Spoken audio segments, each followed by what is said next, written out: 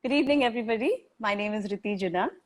The team of Aroha Montessori Center for Co-Learning, which includes Sudha Gandhikar, Sidhu Panikkar, and I, extend a warm welcome to you all today, and thank you all for signing in to our talk this evening. We'll be turning off the comments section. So should you have any questions, please leave it in the question box at the bottom of your screen. We'll try and respond to them at the end of the talk. So I'll just turn it off right now.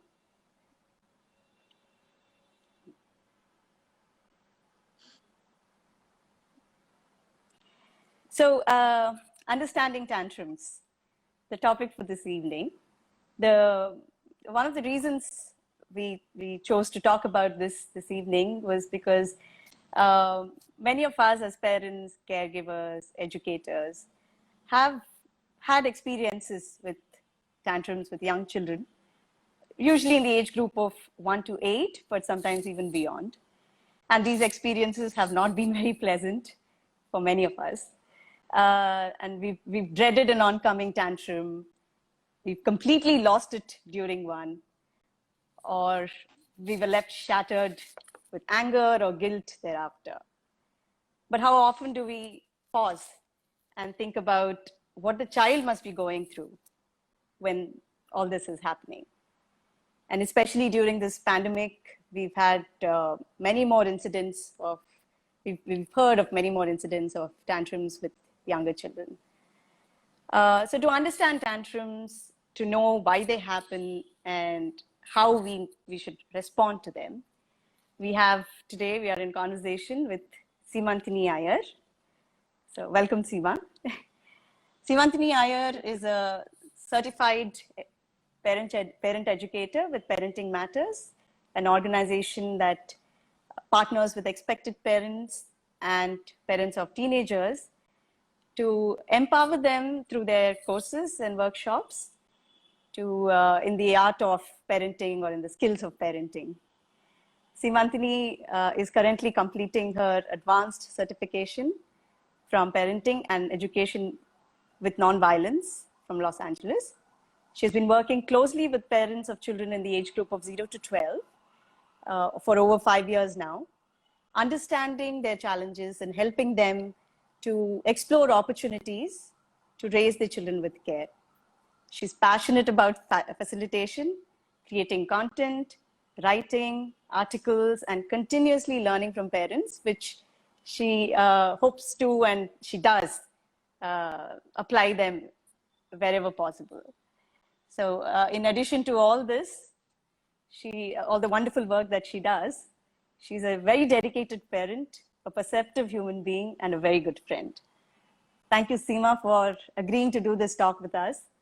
So to start off with, like I was saying, we've had over the last few weeks and months, we've had parents in our program sharing with us about experiences of tantrums they've had with their own children. So sometimes it was probably something that the child was not given an instant gratification, or sometimes it was some issue related to food, or sometimes it was completely out of the blue. So what are these tantrums and what triggers them? So firstly, at the outset, let me thank you for having me here, Ritu. Pleasure is ours, Seema. Absolute pleasure to be here, and you brought out so beautifully the Montessori way of looking at it from a child's perspective. And why don't we start there? And while we look at a child's perspective of what is happening to them, with all of, when they are in the throes of a tantrum, let's take a moment to acknowledge what parents are going through at this time. So I would like to kind of focus on two aspects at the outset. One, tantrums that are happening during the pandemic, and then tantrums in general. And you may say, why, what's the difference? And the difference is not in what is happening, but there may be differences and nuances on why it's happening. This has been a particularly challenging time for all of us, as individuals, as parents, as educators, as couples, as families. And through this period, what the one thing that all of us seem to have experienced is an absolute sense of loss of control. Hmm. And this is true for children as well. And this can often translate into us asserting control where we can. Hmm. And as adults, as parents, as educators, one place that seems to come very easily where we feel we can assert control is with these younger human beings, with our children. And what we see often is a repercussion of that, because they also are trying to get a sense of control in their lives. And then there is tremendous resistance to the control that we are asserting. Hmm. And then that can manifest as, not cooperating with us, not wanting to listen to what we have to say, having really, really big and strong emotions. And that is really different from a regular period where, children have their own structured day. And it's very different now. It's very, very different for both adults and children. And along with this lack of sense of control, let's look at tantrums a little differently. Okay, so you said let's understand what's happening with the child, and let's go there. And this is true for whether it is the pandemic or not. So if we look, somehow tantrums has a very negative connotation to it.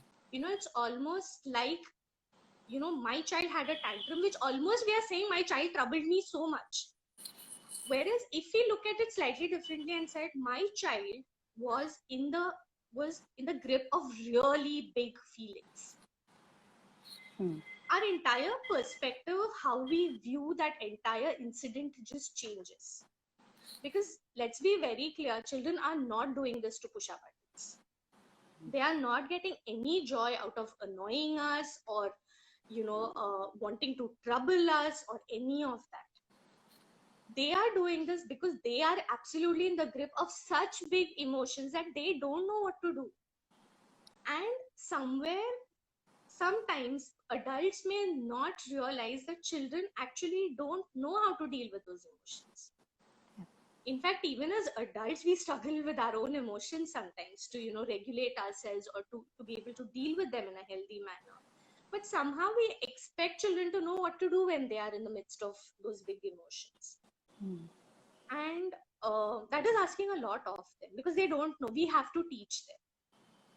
So first, to start with, I would say that tantrums are really children having very, very big feelings that they don't know how to regulate, that they don't know what to do with it.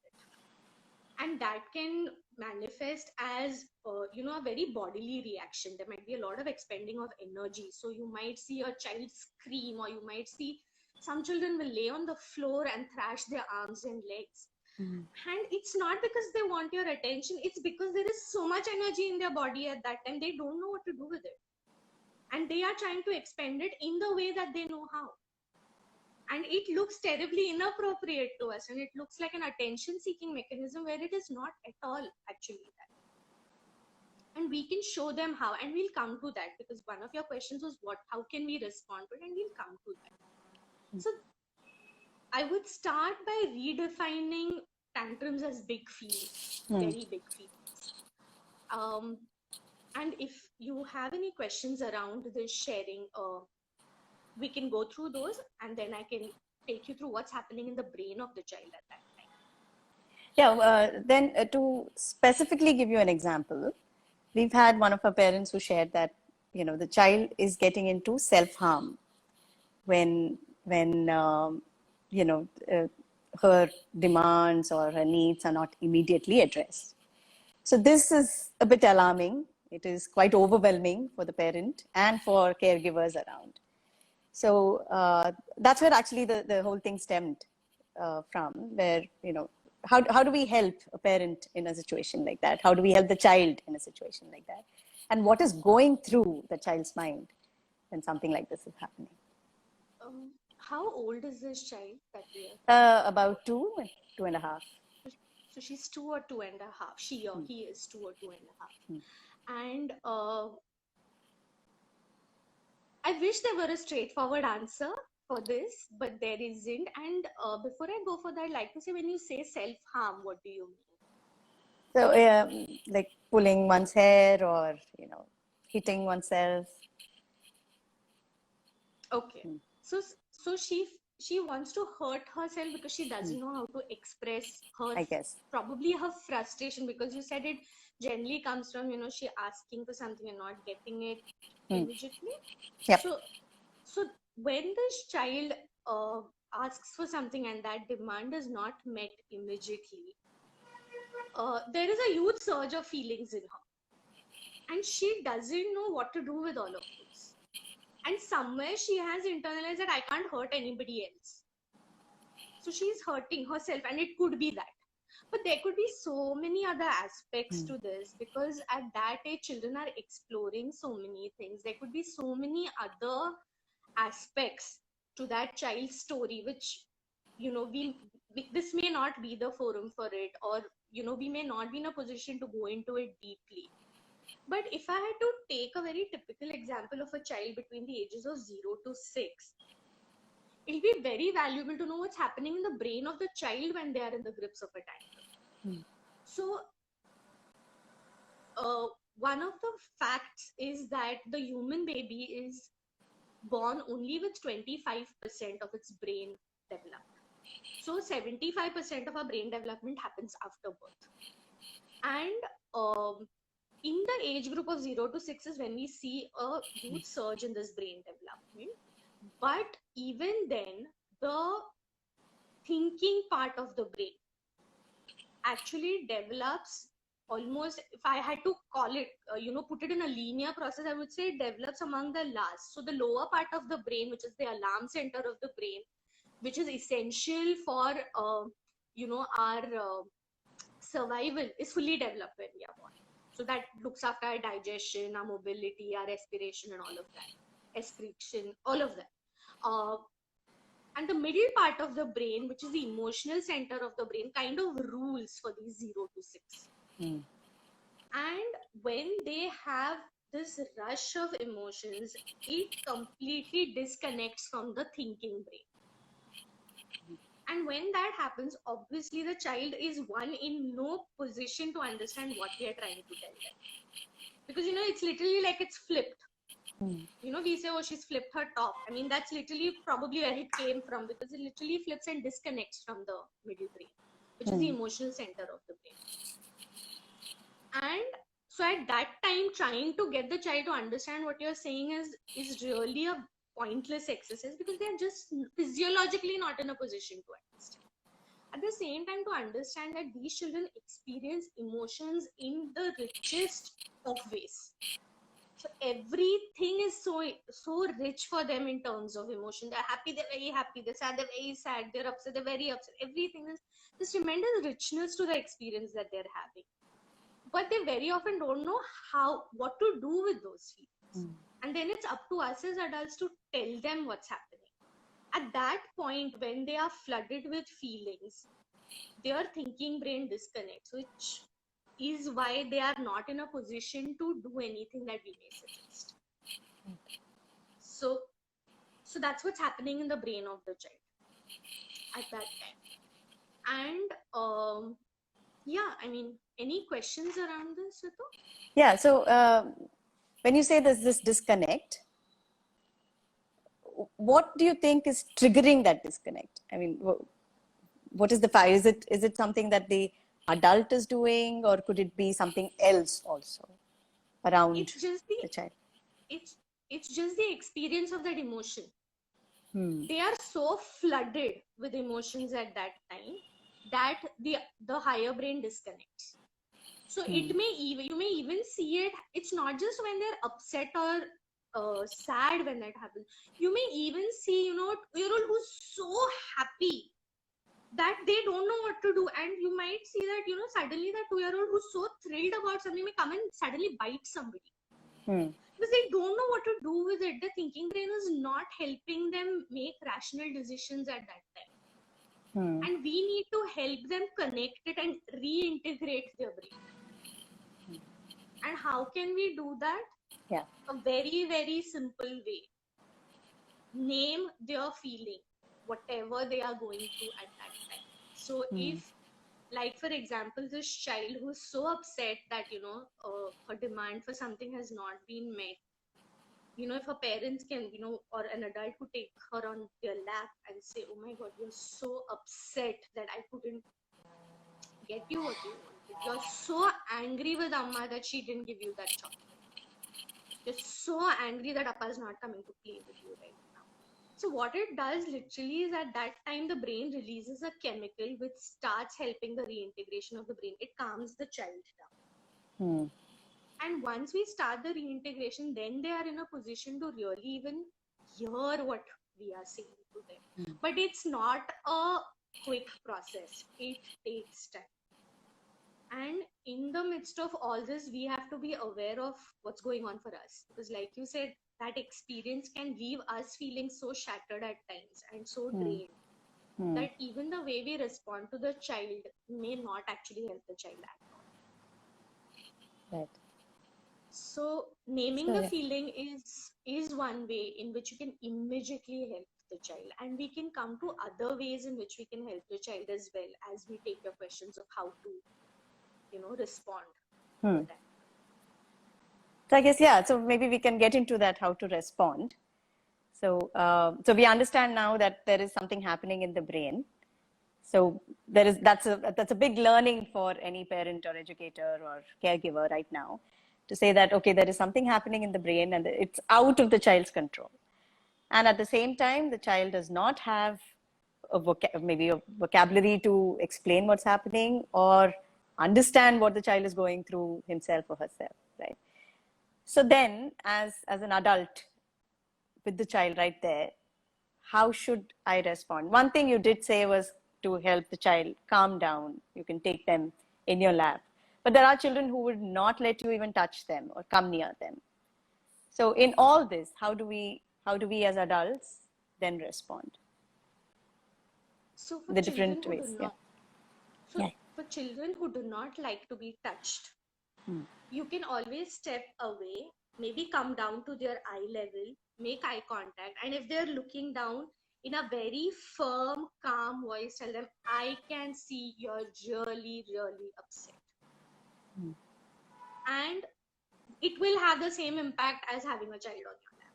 Because at that moment, the child needs to feel acknowledged for what they're going through. Because like you very correctly summarized, even they don't know what's happening to them. They're just feeling all this surge of emotion and energy in their body and they don't know what to do with it. And that clear, that calm, firm voice telling them that it's okay what you're going through, I understand, and we can deal with it, is enough for them to even start, kind of snap out of it and say, okay, what's happening? And then they may be receptive to you depending on, the depth to which they are feeling it. And as adults, we have to be very calm ourselves to be able to handle that. Because if we ourselves are angry or upset or feeling frustrated with what's going on, we are not going to be able to help the child. So if you know that, that child is having a meltdown and is absolutely is triggering you to such an extent that you're getting angrier and angrier, it's going to show in your tone and your actions. Even if you put on the calmest of voice that's trained, will show in your voice. Yes. And children can pick these things up. So to first calm yourself, and if you are not able to, if you know you're really going to lose it in that moment, and I'm sure every parent has at some point or the other, and to just step away from there and let another calm adult step in.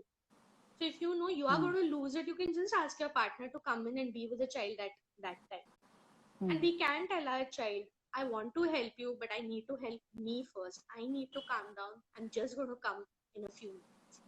And then step away from that scene and do whatever it takes to calm you down. It might just be deep breathing or drinking a glass of water or chewing some almonds or whatever it is that works for you to calm you down. And then go back to the child. I think that's something that the child would appreciate as well, as the child's growing. Yeah. That's a It will nice affect tip. your role, Yeah. and in effect your role modeling for them. Absolutely. So you know they learn that, oh, if I am also angry, I just need to step away until I get calm. And a lot of their learning happens from our role modeling. So that is one thing. But one thing that has happened, because of this pandemic, and especially for parents of children in this age group, this 0 to 6 age group can be so physically demanding on you as well, because they are bundles of energy, and it can be physically demanding. And then suddenly there are so many demands on our energy and time now. We're working from home, we may be dealing without house help, or whatever it is, the demands on our energy are so many that it may be draining us a lot more than usual. And then it is really, really essential to fill our cup so we can pour it for the child. We have to refuel ourselves. And I would really urge parents to, spend some time in self-care every day. And it need not be, stretched out or long. It can just be 5 minutes. Just decide every day with your partner, what are you going to do for yourself for that day. It might just be that I'm going to wash my hair thoroughly without being rushed for 15 minutes. And then your partner takes over, looking after the child for that time. It could just be sitting in your balcony and having a cup of tea, like away from everything and everybody. It could just be that, but that refueling is absolutely essential. So if they could kind of be each other's accountability partners and say, okay, what are we going to do to refuel ourselves as individuals? Because if we do not invest in that, we are not going to be able to help our children, because we are running on low and sometimes on empty. Yeah, I guess, And yeah. then finding that place of calm is much, much harder when you're running on lower. Absolutely. Yeah, I think that's one of the very important tips, I guess, that you've just given us of self-care, so to calm ourselves, so that then you are able to calmly approach the issue, observe it, be patient about it, right? So that's something that's very, very useful. Coming back to the situation that we had at the beginning, where this particular case, we had a child, we are assuming is getting into a tantrum because something has not been done immediately. Some demand has not been met immediately. But there may be several other reasons for a tantrum to start off, right? Like, could you talk about the different triggers, different things that as a parent, I'm probably missing out on as an educator or a parent or caregiver? I'm not able to connect that dot, oh, this could be the reason for what is manifesting right now. It's a beautiful question you asked, Nitu, because like you said earlier, it's so important for us to observe our children. And in this age group, let's talk about the basics first. If like because of the pandemic, a lot of there have been a lot of lifestyle changes. We may not be going out as much, so our children may not be going out as much. They may not be getting enough sunlight. Parents may be pressed for time, so their nutritional requirements may not be being met. So if you are seeing a tantrum happening where you just can't figure out what is the reason, it would be valuable to speak to a medical professional, because very often nutritional deficiencies can cause behavioral issues in children. So this could be as simple as an iron deficiency.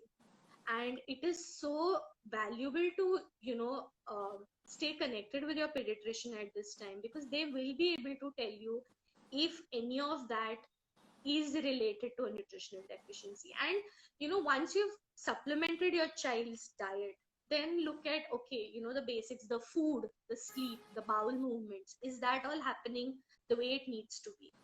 Because now routines may have gone for a toss, and children may not be getting the amount of sleep they need. And at this age, it makes a huge difference. Even getting an hour less of sleep than they need can make a huge difference to the child's temperament. Are they getting the nutritional requirements that they need? Are they having regular bowel movements? These are physical aspects that you can rule out easily and that you can kind of remedy easily. Because if you log on, if you go on the internet, it will tell you for your child's age how much sleep is needed, and if they're napping between their night sleep and their naps, are they getting that much sleep? Are they having too much screen time? Because that can really impact their behavior. Because then the world outside is way too slow for them, based on because the screen has so much stimulation, it's all so fast. And then coming back to real life can be a real challenge for them, because everything here is very slow. So are you observing a tantrum after screen time? So I mean, the parent has to play detective to see where it's happening. The other thing is, at this time, along with that sense of loss of control, many of us are experiencing a lot of anxiety, a lot of frustration, of feeling low. And without realizing it, we may be projecting. And children pick up on our emotions. So, are we listening to the news so much that we are anxious all the time? Is the TV on all the time? And is the child constantly seeing images that they can't actually make sense of? But they know something is not right. So then these are little things that we can become aware of and say, okay, I don't need the news to be on through the day. I just need to check the news maybe once a day, maybe after my child is asleep. So our own emotions, where are we with that? How are we dealing with it? So become aware of what is going on with us. Then, I mean, as as Montessorians, I mean, the need for order for a child of this age, I mean, we can't emphasize it enough, because that need for order really gives children a sense of predictability. And it may have been impacted at this time, because if the child is really young and the parent is working and they have intermittent meetings through the day, the child's routine may be fitted around the parent's schedule. And that can look very different from day to day if their work schedule is going to look different day to day. And that can be very upsetting for a child. And they may not be able to tell their parent that I am confused, that one day I can eat breakfast first, but the other day I have to sit for school first. They won't be in a position to tell their parent. So a parent really needs to put a rhythm in place where there is some semblance of predictability to as much an extent possible. So maybe a set wake up time and a set bedtime. I would highly recommend that, because that can really go a long way in ensuring that they get enough sleep. Apart from that, having a rhythm that after they wake up, what do they do? Do they, have a bath and then have their breakfast and then play for a while before they sit, to do some work? Or, do they immediately, sit for work, then take a break for breakfast, or whatever it is, whatever is working for you and your family. Try and have a semblance of predictability and rhythm around that. That meeting that need for order for children really goes a long way in helping them. Also, the need for movement. It's been so impacted in these times. And again, this is an age group where the need for movement is very high. And if their need is not met, then it is going to show up as a lot of frustration, and then it's going to translate into big feeling. So how can we meet their need for movement? If we cannot go in outdoors, then can we create a yes space indoors? And what I mean by yes spaces, can there be one dedicated space in the house for the child where they can do whatever they want? Like they can rough house, they can pretend play, they can, run about and do things in a way that is not going to hurt themselves or anybody else. So that one space, which is a yes space, where there are no no's. So if we could do that, that also goes a long way in meeting the needs child for movement and the child's need for choice. Right. Yeah, I think, I hope in the long run, I hope your entire house can be a yes space. for the child to kind of be free, have that freedom, but also be responsible for actions. And like you very, very rightly said, safety and security is paramount. And as long as the child is safe, then I think that's a nice way to look at it for the child. And one very valuable thing that you've said, Seema, is the physiological aspect of understanding the deficiencies in physiology which can lead to a tantrum. Many of us, I think, fail to understand that, make that connection, because for us, for educators, parents, caregivers, like we said in the beginning, tantrums seem to be something that the child is getting to you for. They want to trouble you, they want to kind of disturb you, or they're trying to get your attention, but then in a very, very negative way.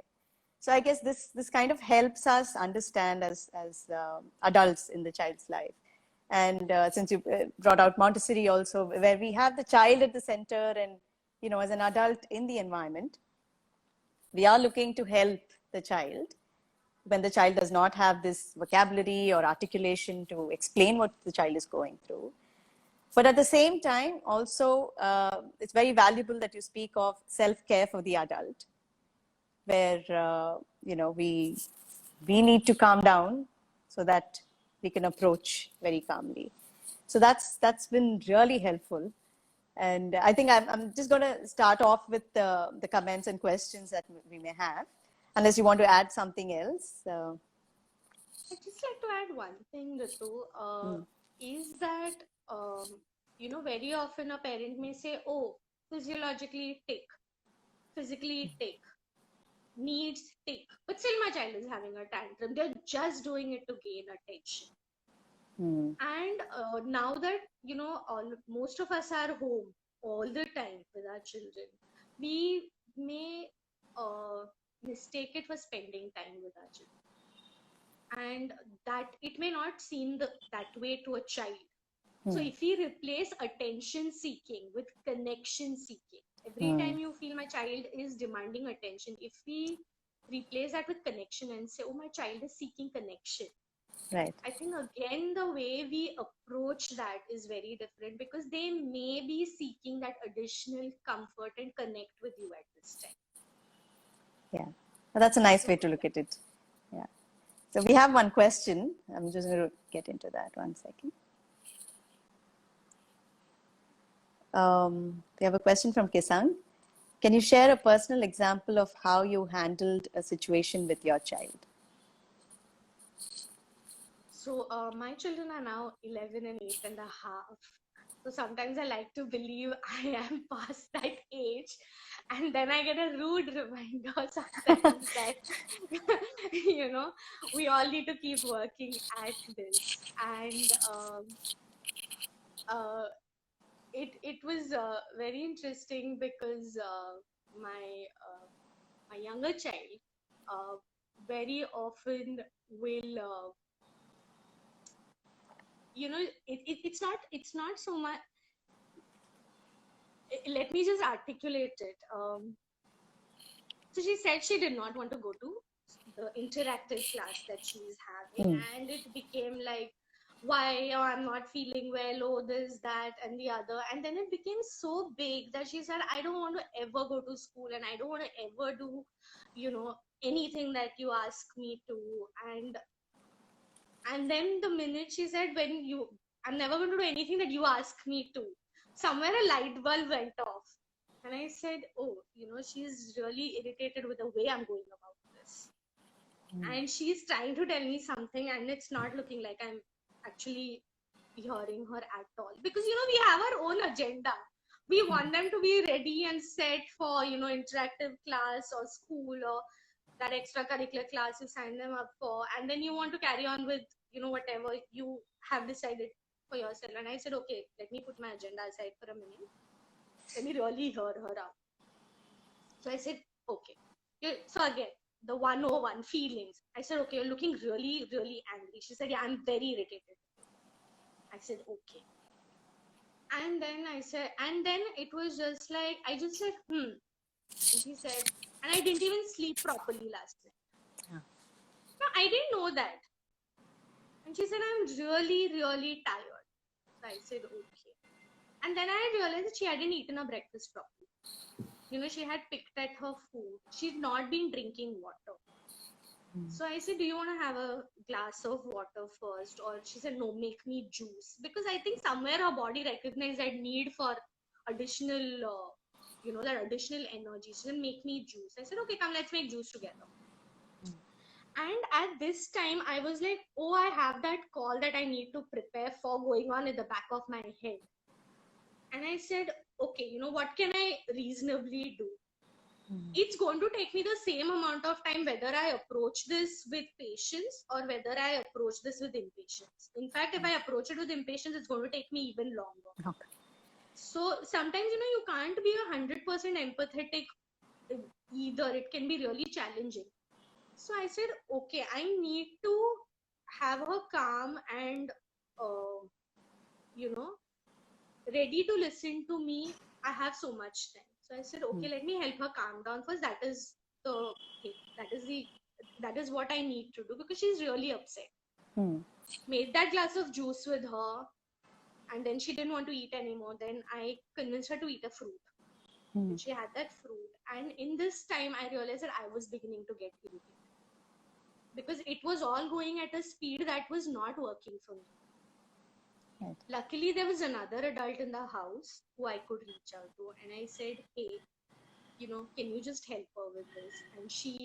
And then after that food and water had gone in, and I said, maybe you can rest after your interactive class. And she knew she had that option. She said, okay, I'm willing to listen. I'm willing to sit through that class if somebody will sit with me. So again, I was really lucky and I had the privilege that there was an adult who could sit with her. And there may be parents who will not have that luxury. Yes. But then to see that, okay, can I move that, can I write that email sitting next to her? Or can I have that call, postponed by a little bit? But what really helped me was realizing that I was beginning to get irritated and that I needed to step out of that thing because I knew it would have gone downhill from there.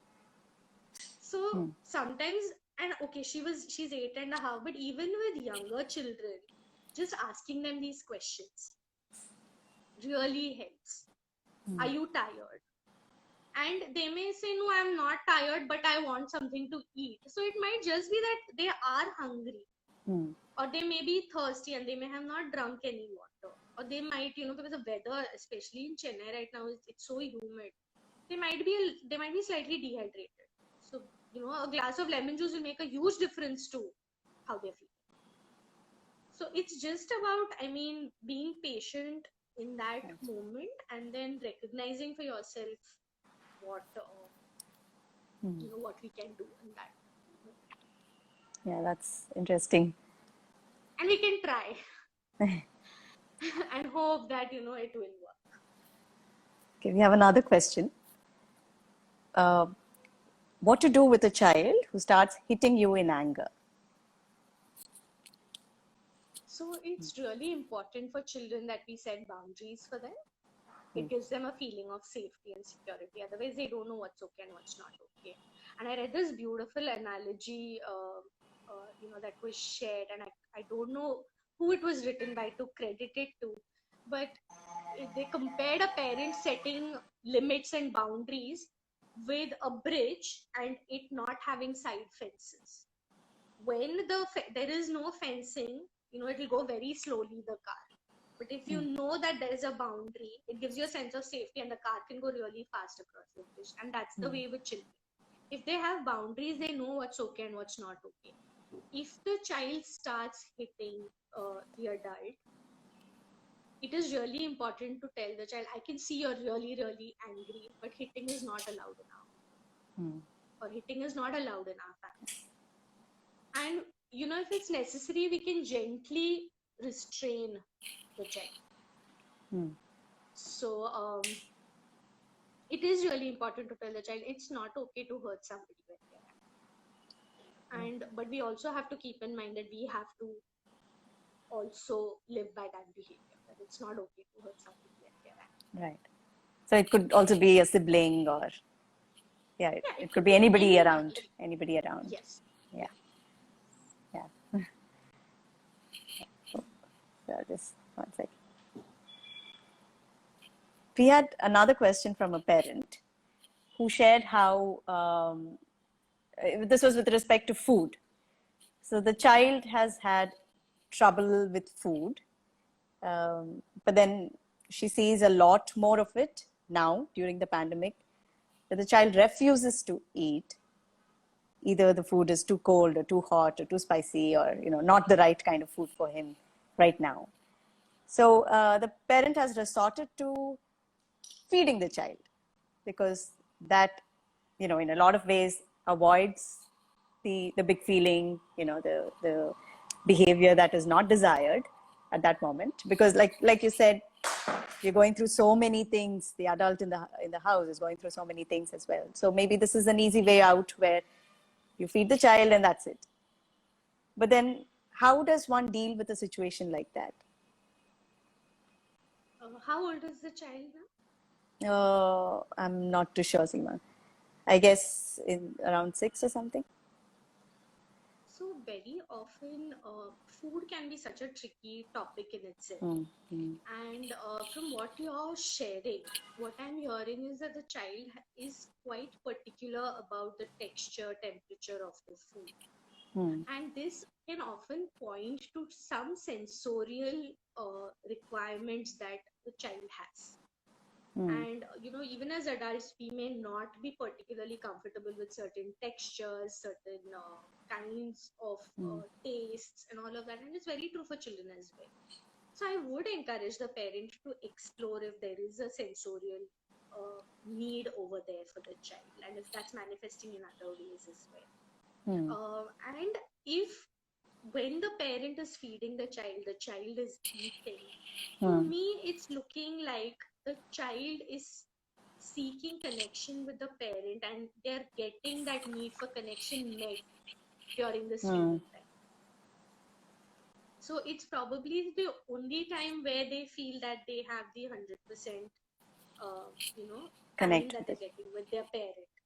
And if that's working, there's no harm in proceeding with it, because if it's looking like the child is willing to eat when the parent is feeding them without being very picky about what they're eating, then that means that maybe it's not a sensorial issue, maybe it's just that they're seeking that nurturing from the parent that age. And very often parents wonder that, oh, I'm feeding now, I'm going to feed for the rest of my life. No, it very often is just a phase that the child is an independent eater otherwise. Right. So maybe would it help if the child, the parent chalks out a time of the day where they're doing just something else, like playing, or just sitting and talking, having a conversation. Maybe that would slowly wean off this habit. Absolutely. Yeah. And Patty Wiffler of Handin and Parenting puts it beautifully. She calls it special time. And we can do this on a regular basis, with children of any age, not just 0 to 6, even with our 12-year-olds, our older kids, if they are willing to. Just, you literally set a timer on your phone where it's just you and the child, and you're following the lead of the child. And special time actually says that you do whatever the child asks you to. But I'm thinking to start with, that can sound very overwhelming for a parent. But, to start with, even if you say that, hey, you know what, I'm going to spend 15 minutes, just you and me time. And make it like, oh, it's mama and, whatever your child, mama and Ritu's time together. It's our date. And then, and make a slightly big deal out of it, mark it on the clock, like mark it on a paper and say, this is our time together. And we are going to read a book together, and then we are going to draw together. And it might just be 15 or 20 minutes, but they're getting, that child's cup of attention is getting completely filled at that time. So they may not, seek it out in other ways. They still may. It's not to say that they may not, but it really, really goes a long way. Because that sense of safety, security, love, connection that they feel at that time really reinforces it for them. Right.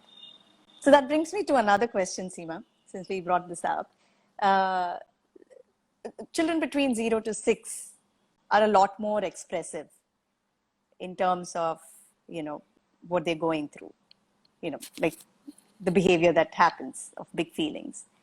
But beyond that, six upwards, let's say 6 to 8 or even up to 12, there is a change in the child's behavior when the child is going through things which are like these big feelings. So how then do we recognize or respond to children in that age group? So I mean, again, yeah. I mean to say that the reactions or the behavior may not be that expressive. So it could be in another form. So how do we recognize that and how do we address that? so 0 to 6 is a great age to build emotional literacy. Hmm. And if your child is older than that, there's nothing to despair. We can start building emotional literacy at any age. Today is a good time to start. So when we, even with our older children, when we see that it's the same thing for them. They are in the throes of big feelings, Hmm. and they have learned to maybe express it in a more, rather a less expressive way. Hmm. So, you might see a 12 or a 13-year-old sulk and go into their room and shut the door.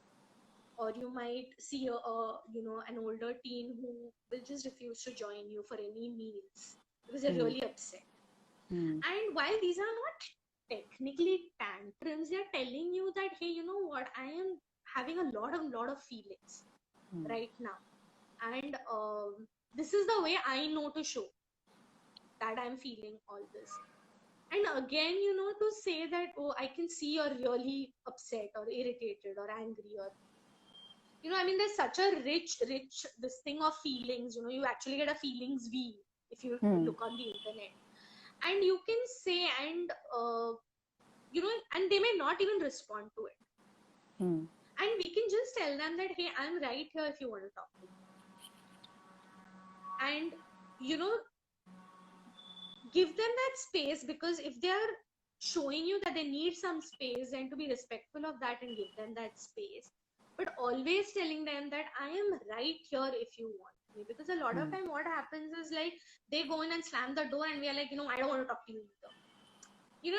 And we get really, really angry again, to remember that we are the adult in the situation, and we might need to actually coach them through what is going on for them. And to, if you're feeling angry at that time, to maybe say nothing and say, I can see you're really, really angry, step away. And then when we are feeling calm, once we have regulated ourselves, to go into into their space and say, hey, you know what, I'm right outside your room if you want to talk.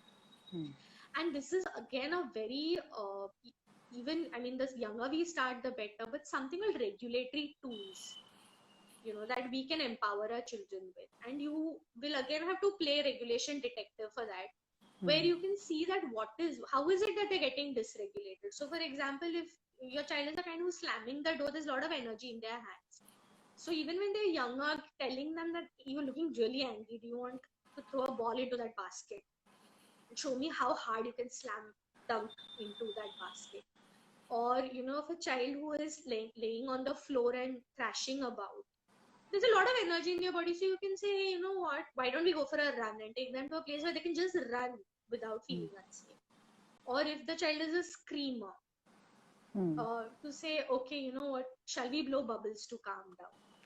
And when they're younger, they're more receptive to this, and we can do this not when they are in the middle of a tantrum, but after they have calmed down, we can have a conversation with them and say, hey, when that happened, you got really angry, Right. and then this happened, and you screamed, and you screamed at mama, and then you know what, I have this thing, if we practice blowing bubbles now, next time you feel really angry and you want to scream, you can blow bubbles and it will help you calm down. And they want to help themselves as much as we want to help them. Absolutely. So they will be willing to do that. So and again, if you go online and just Google for regulatory tools, you'll find them. Some children are very kinesthetic, they need a lot of movement to calm down.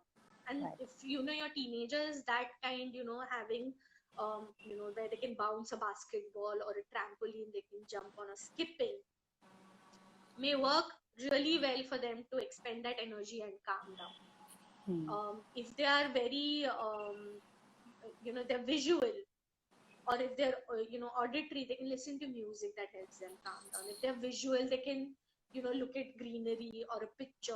They might have a picture album that they can create to look at when they're feeling really a lot of big feelings. Yeah. So I mean, and parents can be so creative. I mean, a lot of these things are what our participants have shared with us. When we share with them and we say, how did you do it, and that's great. I mean, yeah, those are quite interesting and valuable tips. well, yeah.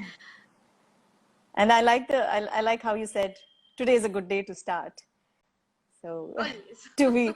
to be kind to yourself and kind to the child, that will reflect automatically, I guess. We have one more question, Seema. Is it okay to give away to tantrum occasionally to do what the child wants it to solve the problem?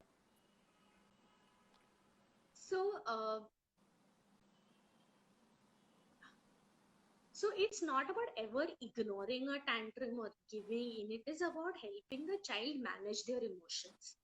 So sometimes we have to pause and say, okay, am I saying no because I need to say no, or is my no reasonable? Is what the child asking for reasonable?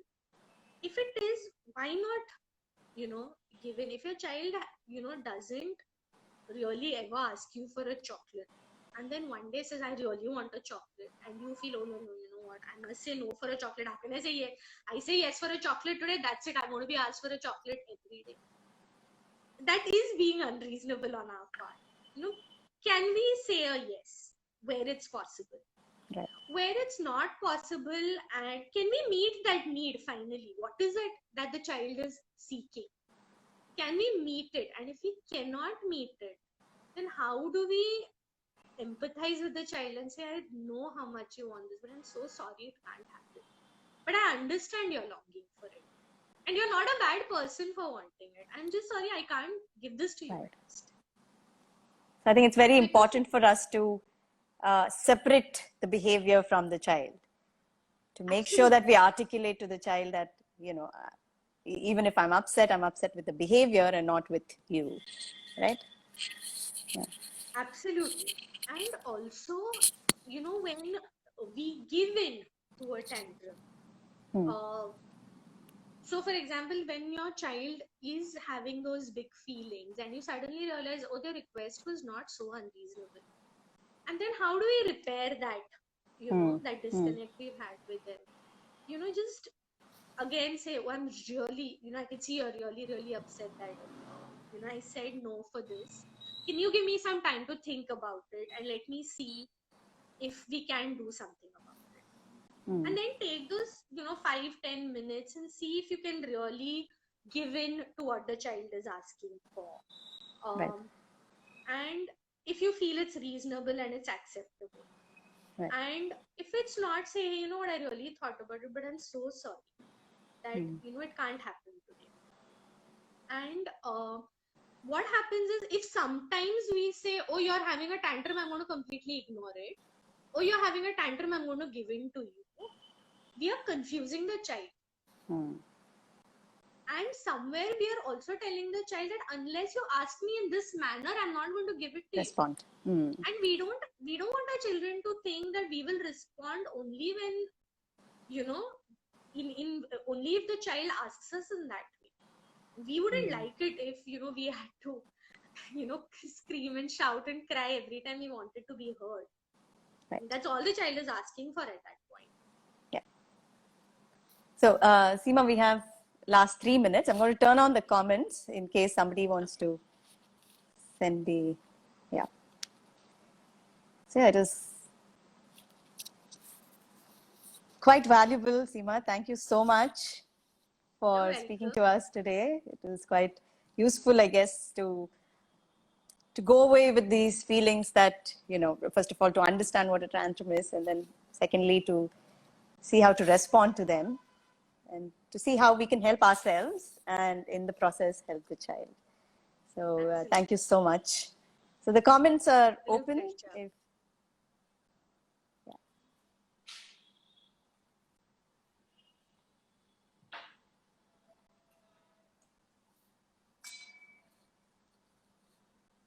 Guess it's going to There is Yeah. one more, I wouldn't call it a tip, but one more tool that I would love to share with parents, which has really worked so well for me personally. And I still use it with my children. And if I'm not mistaken, it comes from the Waldorf School of Method, School of Thought, where they call it breathing the child in. And it is as simple as taking the child on your lap, sitting face to face Hmm. and holding them, and both of you breathing. And as you breathe, you will realize that both the child's breath and your breath is, slows Synchronous. down, and at some point it synchronizes. And it's the most beautiful feeling. Please try it with your children today, however old they are. And you will realize that both you and the child feel a deep sense of calm. And it's great to do it on a day-to-day basis. So if a parent is really struggling to find that time for that special time that we spoke about, this is a beautiful thing where they can just say, oh, let's have breathing in time. Come, I want to breathe you in. And you take them on the lap, you do this, and you do this every day. And Yeah. when the child is in the middle of of those big feelings, you can say, hey, do you want to breathe me in? Right. Do you think breathing each other in will help at this time? And I've had my children say, not right now, ma. And they'll, Sorry to disturb you. We have the last 15 seconds. It's going to turn off. oh, So is it? I just wanted Okay. to let you know. Yeah. Okay. No, this is a great tip. The breathing in is absolutely wonderful. And they'll come to you when they are in the middle of big Right. feelings because they like that feeling of calm.